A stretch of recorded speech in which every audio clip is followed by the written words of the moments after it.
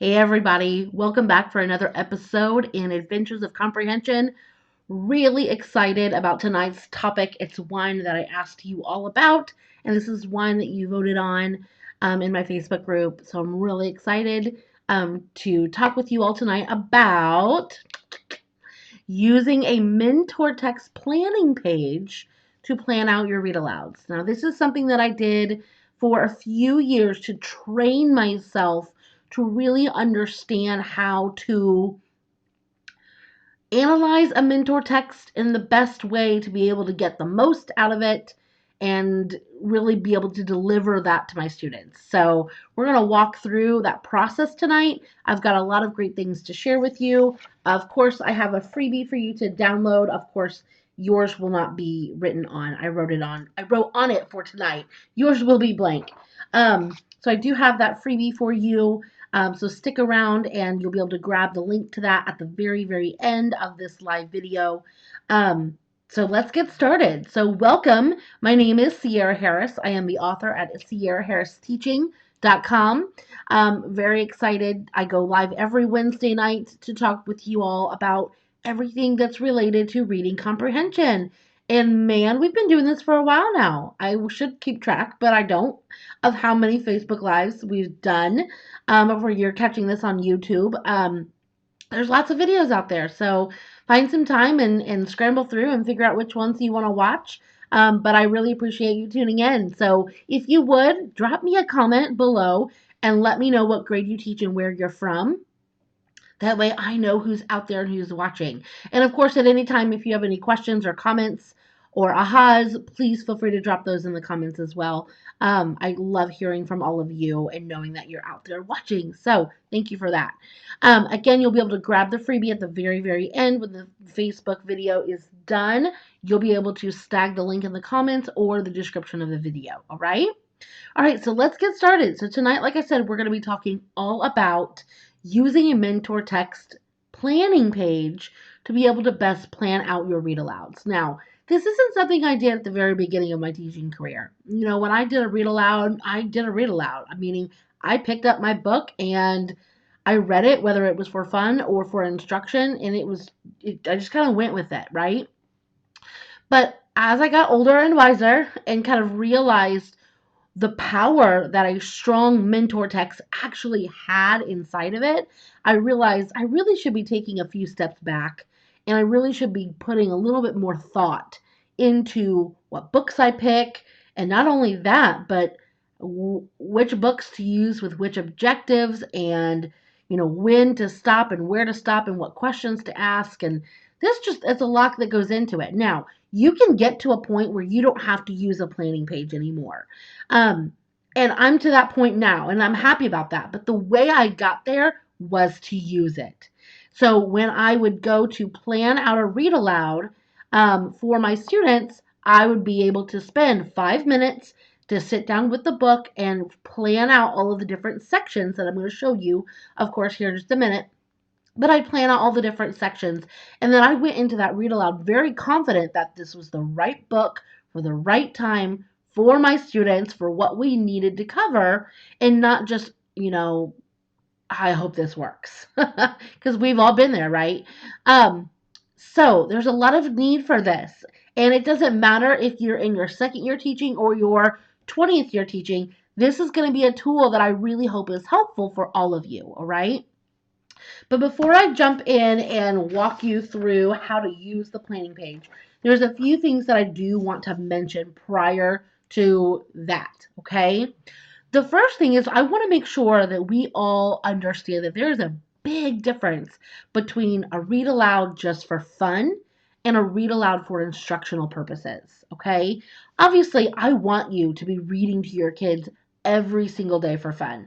No test, you can ask a few questions, but no questions, no pressure, just for fun. Whether you're doing that in a chapter book or whether you're doing that with picture books every day, make sure you're spending time reading for fun with your kids, okay?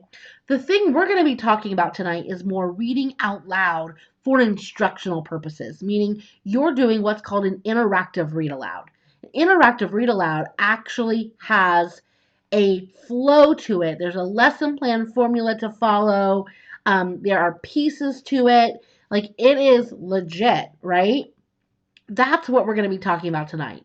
And actually, I've done a Facebook Live video all about how to plan out your interactive read aloud lesson. Okay, so if you want the link to that video, drop me a comment below and I will get you that link right away.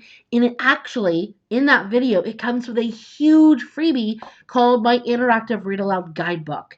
And in that guidebook, I actually walk you through the lesson plan format and everything, to be able to plan out amazing interactive read alouds. Okay, so you're probably thinking, wait a minute, if you have that video, then what's this video?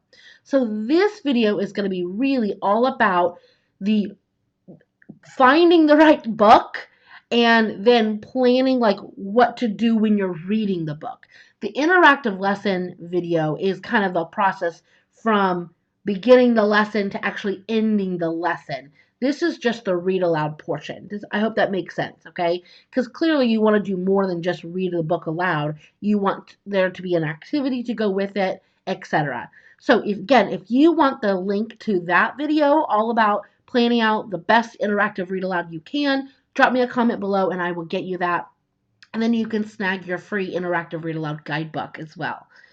Okay, so there is a difference. That was the first thing I wanted to make sure we were all on page 4.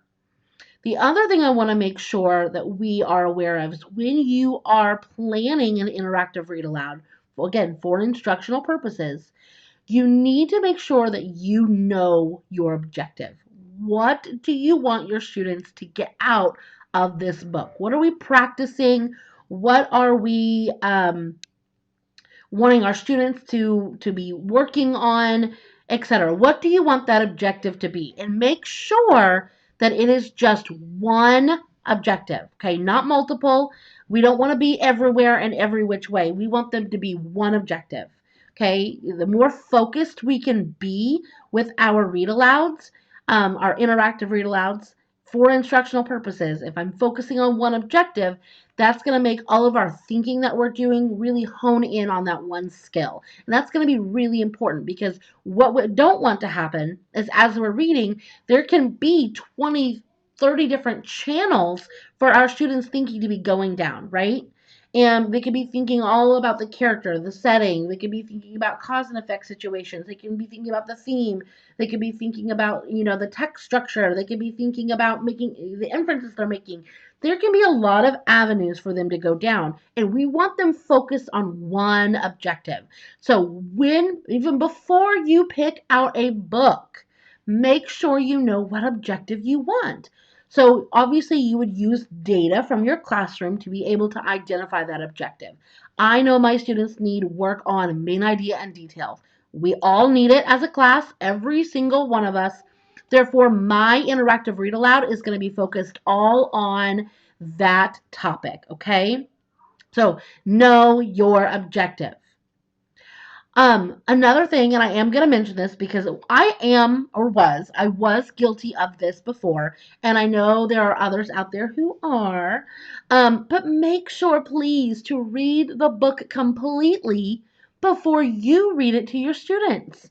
I know. It takes time. I get it. I really do. And I'm guilty of buying more and more books through Scholastic, through garage sales, through anyone and everyone I can get my hands on. I'm buying books left and right. But if I'm really wanting my students to get the most out of reading this book and connecting it to an objective, I need to read it. I need to read it cover to cover completely, and I need to read it as a student would read it. Okay, I need to try my best, and it's very difficult, but I need to try to take my teacher cap off and put a student cap on, okay? And I really need to try to read it nice and slow as a student would read it. No, I don't mean your fluency is lacking. No. What I mean is think about all the different areas in which your students might be stumbling on words, or maybe they're stopping and thinking about something that's confusing to them, or maybe something that they have to go back and read twice. Think about where your students would experience all of those mishaps as a reader, okay? Possible mishaps. And that's where you're going to be then going, okay, this could be a potential stopping point. This could be a potential modeling point. So if you don't take your teacher cap off and you read this book, you're not going to really be thinking about all the possibilities that are in the book itself to be able to become teaching points. Instead, you're going to read it like a teacher and you're going to think, oh, this book was adorable. Yes, it's got a great lesson, or maybe it's got a theme to it, but what else is in there? What else can we dissect, and how else can you use that book? Okay. So let's jump in. Excuse me. So like I said, your freebie tonight is going to be the mentor text planning page. This is the one that I use. I will link it at the very end of the video. So when the video is over, you'll see the link in the comments and the description. You'll be able to grab it for free. But mine is filled out, and I actually used one of these, one of my brand new books that I just bought. It's called Musical Mac. I saw it at the bookstore a few months ago and grabbed it, and I hadn't read it yet. So I thought, what better time to read it? But now, when I'm trying to kind of model for you how to put together a mentor text planning page. So this is the book that I used, and you can see here my multicolored Post-it notes. I always use two different colors. One color is for my modeling points when I'm going to be stopping and thinking out loud, and the students are not allowed to speak, raise hands, or answer questions. And then the other color is for students. That's when I'm stopping and interacting with the students, asking them a question, etc. Okay? So that's that. So if you see me talking about some of the points on here that I've written on, know that they are for this book. Okay? It's an adorable book, by the way. Definitely make sure you grab it. Okay, so I've already mentioned this as far as we're going to talk about now, like when you've picked a book, you know your objective. Now you're thinking whether or not this book is actually right for the objective that you have in mind. So when I was thinking about my objective, I know my students always struggled with identifying the theme of a book. So that's the objective that I wanted. So when I started my planning page, I picked it up and I immediately wrote identifying the theme, right? That's the main thing I wanted. I didn't write the title of the author yet because I don't know if the book I chose is going to be a good one for that. So that's the first thing that I write down. Then after that, I go through and I read my book. And I read it very slowly, like I said, to make sure that I'm becoming very aware of my thinking. I want to know, is there evidence for text or traits happening? Is there a cause and effect relationship going on there? Is this a normal text structure type book? Would this be a strong detail to help support the main idea? I'm trying to find everything I can in this book that might help my objective. Okay. So that's what you're doing when you're reading the book very slowly. And also, you want to make sure that you know your students' strengths and weaknesses. Okay. Do your students um, are your students able to not just identify the theme, but are they able to do all of the other reading skills that lead up to theme? So, for example, character traits and plot are huge with theme, right? So, yes to theme, that's our main objective, but I need to be aware of the prerequisites and things that lead up to theme as well, and where those are happening in the book as well. It's not just, it doesn't just have to be about the main objective, but everything that I do, everything that I model, everything that I ask, all need to be connected back to that main objective. Because again, like we said, we don't want our students going around all these different paths. Everything that I do leads back to that main objective. Okay? So know your students' strengths, know their weaknesses, and know where some of those prerequisites need to be falling in order to meet the objective. All right? And then as you're reading, you're going to find those opportunities to know when your thinking matches the objective. So, as I was reading Musical Mac, and I was hoping this book was going to be great for teaching theme, I was going through and I noticed that there were a lot of opportunities for, excuse me, analyzing character traits. Okay. And as I was reading and I noticed those, I was like, okay, I have a feeling, reading thousands of picture books every year, right? I have a feeling there's going to be a strong change in this character because at the beginning he was very shy and he was trying to do something that he normally wouldn't want to do. And then at the end, he obviously was very different. So there was a big change in the characters. So character traits were very heavy in the book. So I was noting down those opportunities because yes, it was about character traits, but I knew that could then help my students determine what the theme of the book could be. So I was making notes. I was flagging pages of potential, like, this one would be good for me because it's pink. This one would be good for my students because it's green. Back to my color codedness or whatever. Um, but I was, again, it's just about finding those opportunities, listening to the story, listening to your thinking, and going, okay, could this relate to my objective? Even if it's a different skill, does it help my students meet my overall objective? And if it does, mark it down. Okay, that could be an opportunity for you to model or for you to interact with your students. And so as you're reading, mark down those things, and then at the very end, you'll know whether or not this book is sufficient enough for you to use for the said objective. So when I was done reading mine, I knew it was perfect because there was a strong changing character, and he clearly learned a lesson about being who he is and being brave, and going for his dream. And so, hello, that's a great theme for students to talk about. And there were a lot of great stopping points along the way that had nothing to do with theme, things like traits and cause and effect, that I could talk about with students that would then impact the theme. Okay. And I'll show you that on my main short text planning page. So you can see here, once I knew my book was right for my objective, then I went in and filled in some of the different things. Okay.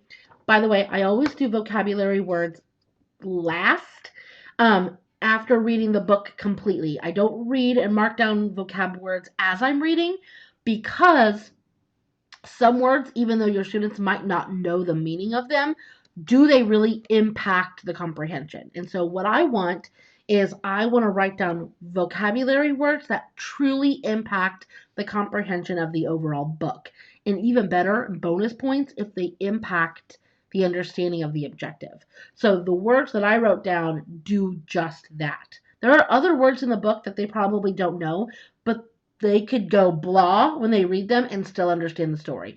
These are going to impact their comprehension of the story. So I always do that section last, even though it's at the top.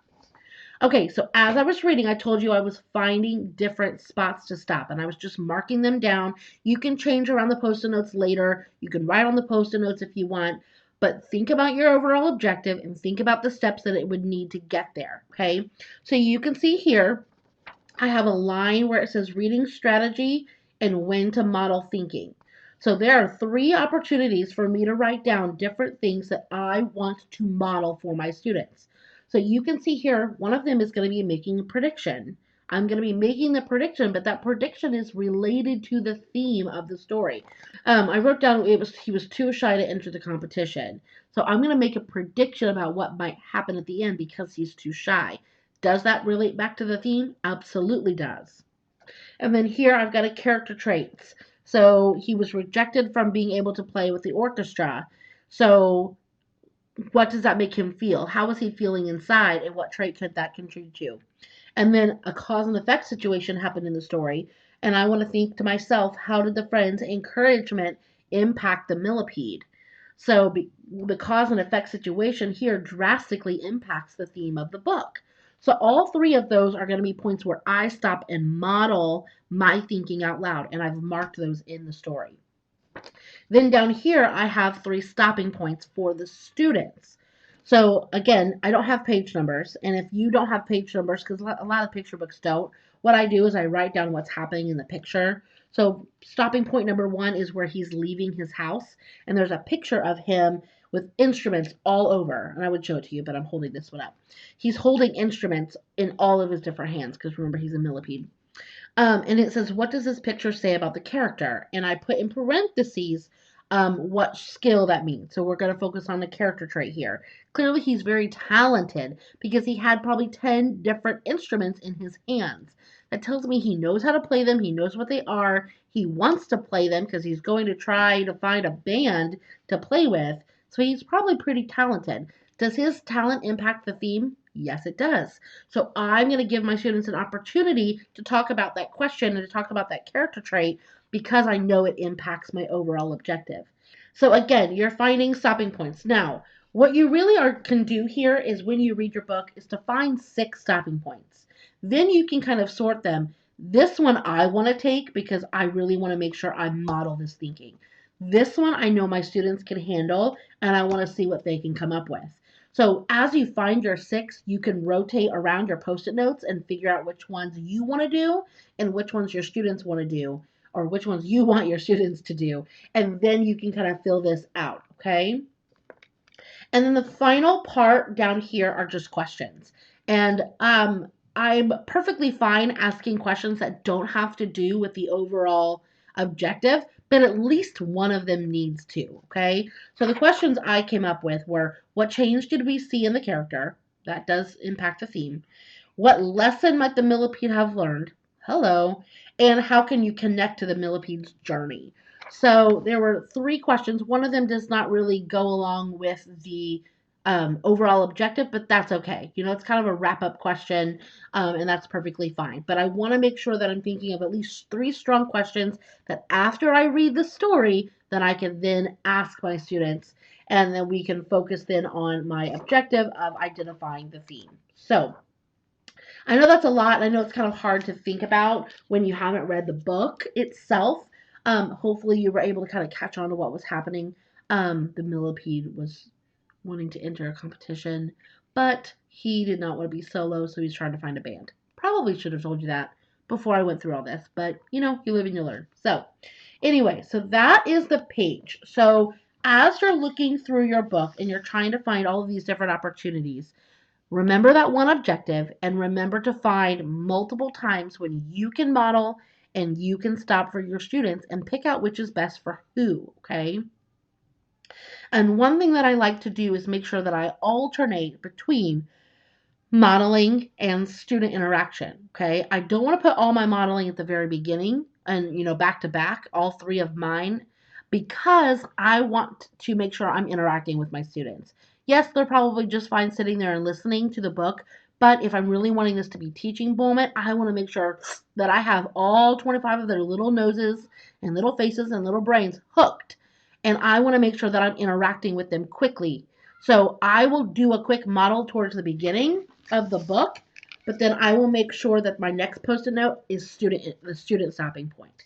So really, when I'm thinking about my planning page, I'm going to go like here to here, then here to here, here to here, okay? And then my post-it notes kind of reflect that. That way, it's a mix between me talking, the book, and the students being able to talk and interact with me as well. And then, of course, the very last thing, and I mentioned this already, is to go back and find those vocabulary words that impact the comprehension, okay? So that, in a nutshell, is how I use this mentor text planning page. Now, you're probably thinking, ain't nobody got time for that, right? No, you do. I promise you do. This took me 5 minutes. Honestly, 5 minutes to be able to fill this out, read the book, and it's great. If you've already read the book, perfect. You don't have to do that part. Or maybe you want to go back and reread it like a reader or a student to be able to fill this out more efficiently.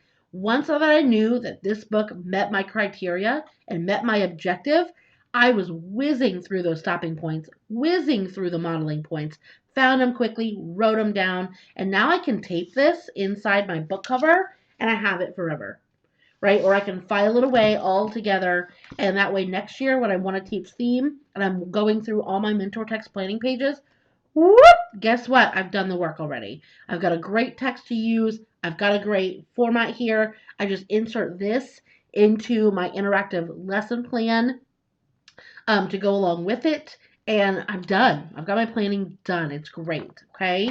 So, but I do have a few more tips about this before we actually say goodbye tonight.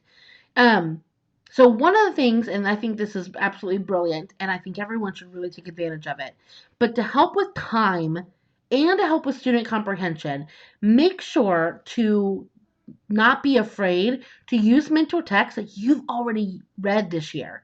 If you have already read this book, but maybe you read it with the lens of main idea and detail, because it does lend itself very well to that as well, then that's okay. Reread it and now read it with a different lens. That's only going to help your students more, okay? Because they're already going to have a great foundation, and it's going to give you more time to model, them more time to have deeper discussions about the new objective that you're putting with the book. So don't be afraid to reuse mentor text, okay? There's a lot of value in that. Another thing too is to feel free to read a portion of the book. You don't have to read the entire book. If it's a really lengthy book, now this one is rather quick, but I know a lot of picture books can be rather lengthy. If it's going to be too long, try to get in your 3 to 6 stopping points, halfway through the book and stop there. And then maybe you finish the book as a fun part read aloud at the end of the day once everyone's packed up to finish it up. Or maybe you read it and do a lesson part 2 the next day or 2 days from now. But it's okay not to finish a book for the lesson. So give yourself grace in that and know that if you found a great book for it and you can get your lesson done with reading half the book to help cut out some time, do it. That's a great strategy. Another thing too is to try to make your stopping points with your students interactive. And I talk a lot about this in my interactive read aloud video as well. So again, if you want the link to that video, drop me a comment below and I'll send you that. But make those stopping points interactive. Yes, you want your students to answer a question and talk about whatever stopping point stuff that you did. But make sure you're telling them to like put their hands on their head if they agree or disagree, or hands on their nose, or thumbs up, thumbs down. Give them doing something. That way you're interacting with them and you're knowing that they're listening, that they're out there, and that they are engaged with you and with that story, okay? Kind of on the opposite side of that, when you model, so when you pick out the points in the book for you to model, make sure you're not interacting with the students. Those are times for you I always tell my students, we're cutting open my brain and you get to see my thinking.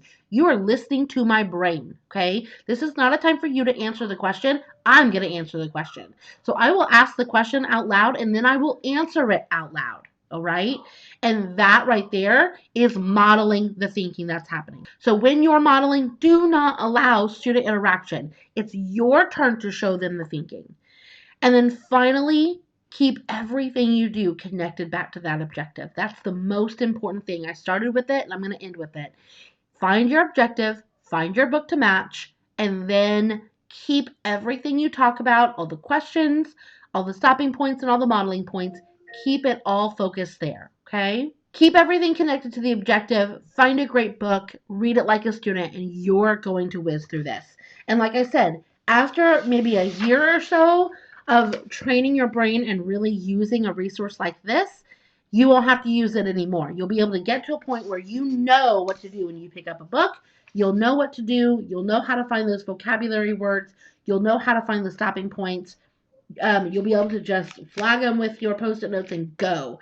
But something like this, for somebody who maybe is not as confident in finding the right book and finding the right points and doing all of the steps, a page like that can really help train yourself to do it even better. So I'm going to link the page to the video in the comments and in the description. That way you can grab this for free, okay? And also, if you are a member of my Building Comprehension course, you actually already have this page. Just FYI, it's in the Reading Strategy Guidebook. It's a part of that, okay? But I pulled it out as a freebie just for the video today. But if you are a member of my course, you already have this. Just wanted to let you know. If you want to know more about the course, drop me a comment below and I will give you information on that. Okay? Well, thank you so much for joining me tonight. I hope you are all doing very well. And I will see you all next week for another video in episodes of Adventures of Comprehension. All right. We'll talk to you soon. Bye.